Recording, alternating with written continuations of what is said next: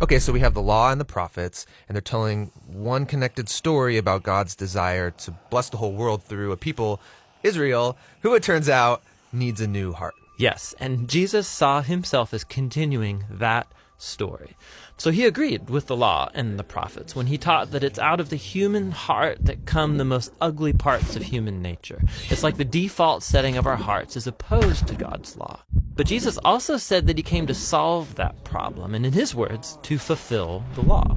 So what does he mean there, to fulfill the law? Well, first he said that the demand of all of the laws in the Torah could be fulfilled by what he called the Great Command, that we are to love God and to love others. So that seems pretty easy. I mean, we all want to love. Well, we think we want to love.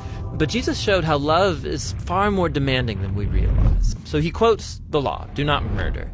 And he says, yes, not killing someone is a very loving thing to do.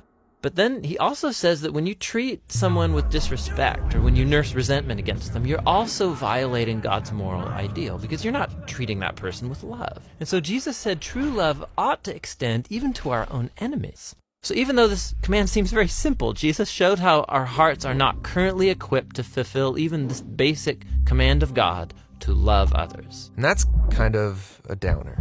But where Israel failed, Jesus brought this story to its fulfillment. As Israel's Messiah, he fully loved God and others, and he showed all of the nations what God is truly like.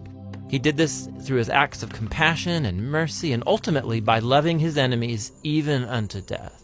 And after his resurrection, he told his followers that he would send God's Spirit to transform their hearts so that they could follow him and fulfill the purpose of the law, to love God and to love their neighbor. So this fulfills the story of the law and the prophets, or in the words of the Apostle Paul, the one who loves fulfills the law.